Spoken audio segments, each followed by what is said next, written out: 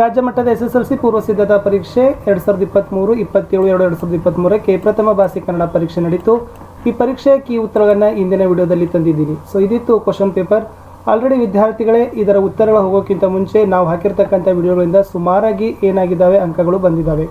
Specially ನಾವು passing ಮತ್ತು scoring package ಅಂತ ವಿಡಿಯೋಗಳಲ್ಲಿ 1 ಅಂಕ 2 ಅಂಕ ಕವಿ ಪರಿಚಯ, ಗಾದೆ ಮಾತು, ನಿಬಂಧ, ಓಕೆ ಇಷ್ಟೆಲ್ಲ ಮಾಡಿದ್ದೀವಿ. ಅಲ್ಲಿಂದ ತುಂಬಾ ಕ್ವಶನ್ಸ್ ಬಂದಿದ್ದಾವೆ. ನಿನ್ನೆ ಹಾಕಿರ್ತಕ್ಕಂಥ ಒಂದೇ ಒಂದು ವಿಡಿಯೋದಿಂದ 33 ಅಂಕಗಳ ಪ್ರಶ್ನೆಗಳು ಬಂದಿತ್ತು. ಯಾರು ವಿಡಿಯೋಗಳನ್ನು ಕನ್ನಡದಲ್ಲಿ ಬಹು ನಿರೀಕ್ಷಿತ ಪ್ರಶ್ನೆಗಳನ್ನು ವಿಡಿಯೋ ನೋಡಿದ್ದೀರಿ ಅವರಿಗೆ ತುಂಬಾ ಅನುಕೂಲ ಆಗಿದೆ ಅಂತ ಹೇಳ್ತಾ ಆ ಸರಣಿಗಳನ್ನು ಒಂದಿನ ಮುಂಚೆ ಯಾವುದು ಮರುದಿನ ಇರ್ತದೆ ಅದನ್ನು ವಿಡಿಯೋಗಳನ್ನು ಹಾಕ್ತಾನೆ ಇರ್ತೀವಿ. ಸೊ ಇವತ್ತು ಕನ್ನಡದ ಕೀ ಆನ್ಸರ್ಸ್ಗಳನ್ನು ನೋಡೋಣ. ಸೊ ವಿಡಿಯೋನ ಲೈಕ್, ಶೇರ್ ಹಾಗೂ ಸಬ್ಸ್ಕ್ರೈಬ್ ಮಾಡಲು ಮರೆಯದಿರಿ. ನಮ್ಮ ಟೆಲಿಗ್ರಾಮ್ ಗ್ರೂಪ್ ಇದೆ, ಅದಕ್ಕೂ ಕೂಡ ಬಂದು ಜಾಯ್ನ್ ಆಗಿ ಅಂತ ಹೇಳ್ತಾ ಫಸ್ಟ್ ಕ್ವಶನ್ ಇತ್ತು, ಎಸ್ ಒಮ್ಮೊಮ್ಮೆ ಪದ ಈ ಸಂಧಿಗೆ ಉದಾಹರಣೆ ಅಂತ ಕೇಳಿದ್ದಾರೆ ವಿದ್ಯಾರ್ಥಿಗಳೇ. ಸೊ ಉತ್ತರ ಆಗ್ತದ ಅದು ಲೋಪಸಂಧಿ ಅಂತಕ್ಕಂಥದ್ದು ಸರಿಯಾದ ಉತ್ತರ ಆಗ್ತದೆ. So first answer is the ಎಸ್ ಲೋಪಸಂಧಿ. ಮುಂದಿನ ಪ್ರಶ್ನೆ, ಒಂದು ಅಭಿಪ್ರಾಯದ ವಿವರಣೆ ಮುಂದೆ ತಿಳಿಸಿದಂತೆ ಇದೆ ಎಂದು ತೋರಿಸೋ ಸಂದರ್ಭದಲ್ಲಿ ಬಳಸ್ತಕ್ಕಂಥ ಲೇಖನ ಚಿಹ್ನೆ ಕೇಳಿದ್ದಾರೆ.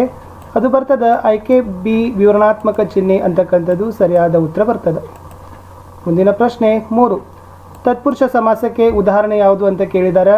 ನೆನಪಿಟ್ಕೊಡ್ರಿ, ತಲೆಯಲ್ಲಿ ಅಂತಕ್ಕಂಥ ಆಯ್ಕೆ ಸಿ ಏನಾಗ್ತದಪ್ಪ ಅಂದ್ರೆ ತತ್ಪುರುಷ ಸಮಾಸಕ್ಕೆ ಉದಾಹರಣೆ ಆಗ್ತದೆ.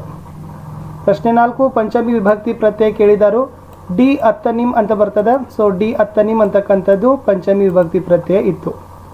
ಕನ್ನಡ ವರ್ಣಮಾಲೆಯಲ್ಲಿರುವ ಅನುನಾಕ್ಷಿಕ ಅಕ್ಷರಗಳ ಸಂಖ್ಯೆ ಕೇಳಿದ್ದಾರೆ. ಆಯ್ಕೆ ಸಿ ಎಸ್ 5 ಅಂತಕ್ಕಂಥದ್ದು ಸರಿಯಾದ ಉತ್ತರ. ಮುಂದಿನ ಪ್ರಶ್ನೆ, ಎಸ್ ಕಾರವಾರದಲ್ಲಿ ಮಲೇರಿಯಾ ಹಬ್ಬಿತ್ತು, ಆದ್ದರಿಂದ ವೀರೇಶ್ವರ ಪಾಠಕ್ರವರು ಮಲೇರಿಯಾದಿಂದ ಬಳಲಬೇಕಾಯಿತು, ಈ ಕಾರಣದಿಂದ ಅವರನ್ನು ವರ್ಗಾಯಿಸಲಾಯಿತು ಅಂತ ಕೇಳಿದ್ದಾರೆ. ಇದು ಸಂಯೋಜಿತ ವಾಕ್ಯ ಇದೆ. ಸೊ ಆಯ್ಕೆ ಎ ಅಂತಕ್ಕಂಥದ್ದು ಸರಿಯಾದ ಉತ್ತರ ಇತ್ತು. ಮುಂದಿನ ಪ್ರಶ್ನೆ ನೋಡೋಣ. ಅನುರೂಪತಾ ಇದೆ, ಅಂದರೆ ಸಂಬಂಧೀಕರಣ ಪ್ರಶ್ನೆಗಳಲ್ಲಿ ಧೀರಶೂರ ಬರ್ತದೆ. ಸೊ ಧೀರಶೂರ ಅಂತಕ್ಕಂಥದ್ದು ಏನಿದೆಪ್ಪ ಅಂದ್ರೆ ಜೋಡಿ ಪದ ಅಂತ ಕರೀತಾರೆ, ಜೋಡು ನುಡಿ ಅಂತಲೂ ಕೂಡ ಕರೀತಾರೆ. ಜಾನತನ ಅಂತಕ್ಕಂಥದ್ದು ಏನಂತ ಕೇಳಿದ್ದಾರೆ. ಸೊ ಜಾನತನ ಅಂತಕ್ಕಂಥದ್ದು ತದ್ದಿತಾಂತ ಭಾವನಾಮ ಅಂತ ಬರ್ತದೆ, ಅದು ಸರಿಯಾದ ಉತ್ತರ. ವಿಜ್ಞಾನಿ ಅಂದರೆ ಏನು ಕೇಳಿದ್ದಾರೆ, ಅದು ಅನ್ವರ್ತಕ ನಾಮ ಬರ್ತದೆ. ಲಾಸ್ಟ್ 10ನೇ ಕ್ವಶನ್ ಇತ್ತು, ಎಸ್ ಏನಿದೆ ಚಟ ಚಟ ಅಂತ ಇದೆ. ಸೊ ಚಟ ಚಟ ಅಂತಕ್ಕಂಥದ್ದು ವಿದ್ಯಾರ್ಥಿಗಳೇ ಅನುಕರಣವ್ಯಯ ಆಗ್ತದೆ. ಇನ್ನು 1 ಅಂಕದ ಪ್ರಶ್ನೆಗಳಿಗೆ ಹೋಗೋಣ. ಶಬರಿ ಯಾರ ಆಶ್ರಮದಲ್ಲಿ ವಾಸವಿದ್ದಳು ಅಂತ ಇದೆ. ಸೊ ಉತ್ತರ ಗೊತ್ತದ, ಮತಂಗಾಶ್ರಮದಲ್ಲಿ ಅಂತಕ್ಕಂಥದ್ದು ಸರಿಯಾದ ಉತ್ತರ. ಇಂದೆಲ್ಲ ನಾಳೆ ಫಲ ಕೊಡ್ತಕ್ಕಂಥ ಅಂಶಗಳಾವು. 12ನೇ ಪ್ರಶ್ನೆ ಇತ್ತು. ಉತ್ತರ ನೋಡೋದಾದರೆ ಎದೆಗೆ ಬಿದ್ದ ಅಕ್ಷರ, ಭೂಮಿಗೆ ಬಿದ್ದ ಬೀಜ. ಪ್ರಶ್ನೆ ಎಸ್ 13, ಧರ್ಮದ ಆಚರಣೆಗಿರುವ ಪ್ರಧಾನ ಮಾರ್ಗ ಯಾವುದು ಅಂತ ಕೇಳಿದ್ದಾರೆ. ಸೊ ಉತ್ತರ ಬರ್ತದೆ ಯಜ್ಞ ಅಂತಕ್ಕಂಥದ್ದು. 14, ದುಷ್ಟ ಬುದ್ಧಿಯು ಧರ್ಮ ಬುದ್ಧಿಯ ಮೇಲೆ ಯಾವ ಆರೋಪ ಹೊರಿಸಿದ ಅಂತ ಇದೆ. ಸೊ ಉತ್ತರ ನೋಡೋದಾದರೆ ಕಳ್ಳತನದ ಆರೋಪವನ್ನು ಹೊರಿಸಿದ್ದ. ದಿನಪಸುತ ಎಂದರೆ ಯಾರು ಕೇಳಿದ್ದಾರೆ. ಸೊ ದಿನಪಸುತ ಎಂದರೆ ಕರ್ಣ. 16ನೇ ಪ್ರಶ್ನೆ, ಮುನಿಸುತರು ಹೆದರಲು ಕಾರಣವೇನು ಅಂತ ಕೇಳಿದ್ದಾರೆ. ಸೊ ಏನಾಗಿತ್ತು, ರಾಮ ಯಜ್ಞಾಂಶವನ್ನು ಏನು ಮಾಡಿದ, ಕಟ್ಟಿ ಹಾಕಿದ್ದ. ಪುಟ್ಟ ಪೋರಿಯ ಅಮ್ಮ ಎಲ್ಲಿ ಮಲಗಿದ್ದಾಳೆ ಅಂತ ಇದೆ. ಗುಡಿಸಲಿನಲ್ಲಿ ಅಂತಕ್ಕಂಥದ್ದು ಸರಿಯಾದ ಉತ್ತರ ಬರ್ತದೆ. ಇನ್ನು 2-3 ವಾಕ್ಯದಲ್ಲಿ ಉತ್ತರಗಳನ್ನು ಬರಲಿಕ್ಕೆ ಕೇಳಿರ್ತಕ್ಕಂಥ ಪ್ರಶ್ನೆಗಳಿದ್ದಾವೆ.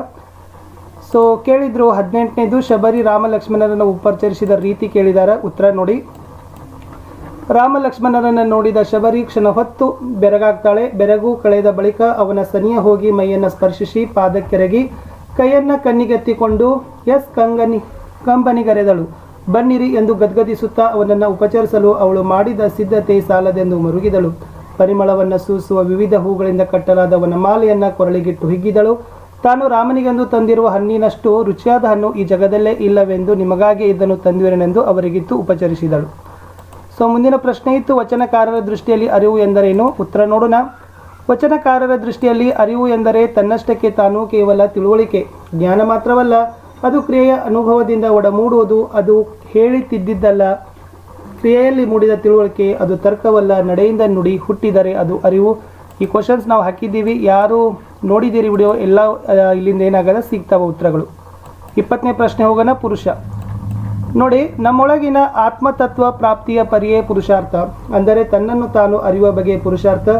ಪರಮಾತ್ಮದಲ್ಲಿ ಇರುವಿಗೂ ಅರಿವಿಗೂ ವ್ಯತ್ಯಾಸವಿಲ್ಲ. ಹೀಗೆ ಸತ್ ಪ್ಲಸ್ ಚಿತ್ ಪ್ಲಸ್ ಆನಂದ ಎಂಬ ಅರಿವು ನಲಿವುಗಳ ಅಭಿಜ್ಞಾನವೇ ಪುರುಷಾರ್ಥದ ಅಂತರಂಗ. ಹೀಗಾಗಿ ಇಲ್ಲಿ ಕಾಣುವ ಪುರುಷ ಎಂಬ ಪದಕ್ಕೆ ಗಂಡು ಎಂಬ ಸಂಕುಚಿತವಾದ ಅರ್ಥ ಸಲ್ಲೋದಿಲ್ಲ, ಇದೇನಿದ್ದರೂ ಲಿಂಗಾತೀತವಾದ ಆತ್ಮವನ್ನು ಕುರಿತದ್ದು, ಇಂಥ ಆತ್ಮವೇ ಪರಬ್ರಹ್ಮ ವಸ್ತು ಅಂತ ಪ್ರಶ್ನೆ ಇತ್ತು.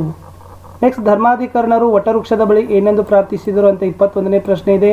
21ನೇ ಪ್ರಶ್ನೆಯ ಉತ್ತರ ಇದು ಬರ್ತದೆ ವಿದ್ಯಾರ್ಥಿಗಳೇ, ಚೆನ್ನಾಗಿ ಉತ್ತರಗಳನ್ನು ನೋಡ್ಕೊಡ್ರಿ. 22ನೇ ಪ್ರಶ್ನೆ, ಹೊಸ ಭರವಸೆಗಳನ್ನು ಮೂಡಿಸಿ ಯಾವುದರ ನಡುವೆ ಸೇತುವೆಯಾಗಬೇಕಂತ ಕವಿ ಹೇಳಿದಾರಿದೆ. ಸೊ ಉತ್ತರ ನೋಡ್ಕೊಡ್ರಿ, ಹೊಸ ಭರವಸೆಯನ್ನು ಮೂಡಿಸಿ. ಸೊ ಇದು ಆಗಿತ್ತು ಇದರದ ಉತ್ತರ. ಮುಂದಿನ ಪ್ರಶ್ನೆ, ವಾಲ್ಮೀಕಿ ಆಶ್ರಮಕ್ಕೆ ಯಜ್ಞಾಂಶವನ್ನು ಬಂದ ಬಗೆಯನ್ನು ವಿವರಿಸಿ ಅಂತ ಕೇಳಿದ್ದಾರೆ. ಉತ್ತರ ಇದೆ ಇದು 23ರಲ್ಲಿ. 24 ಇದೆ, ಅಂದವಾದ ಬರವಣಿಗೆ ಬಗ್ಗೆ ಗಾಂಧೀಜಿ ಅಭಿಪ್ರಾಯ ತಿಳಿಸಿ. ಸೊ ಉತ್ತರ ಇದೆ ಅಂದವಾದ ಬರವಣಿಗೆ ಬಗ್ಗೆ ಗಾಂಧೀಜಿ ಅಭಿಪ್ರಾಯ. ಮುಂದಿನ ಪ್ರಶ್ನೆ, ಪೇರಿಯಾರ ಚಳವಳಿಯ ಮುಖ್ಯಾಂಶಗಳನ್ನು ಕೇಳಿದ್ದಾರೆ. ಇದು ಇತ್ತು ಪೇರಿಯಾರ ಚಳವಳಿಯ ಮುಖ್ಯಾಂಶಗಳು. ಮುಂದಿನ ಪ್ರಶ್ನೆ, ಜನರಲ್ ಡಯರ್ ನಡೆಸಿದ ಪೈಶಾಚಿಕ ಕೃತ್ಯವನ್ನು ಕುರಿತು ಲೇಖಕರು ಹೇಗೆ ತಿಳಿಸಿದ್ದಾರೆ. ಸೊ ಇದು ಇತ್ತು ಅದಕ್ಕೆ ಸಂಬಂಧಪಟ್ಟಿರ್ತಕ್ಕಂಥ ಉತ್ತರ.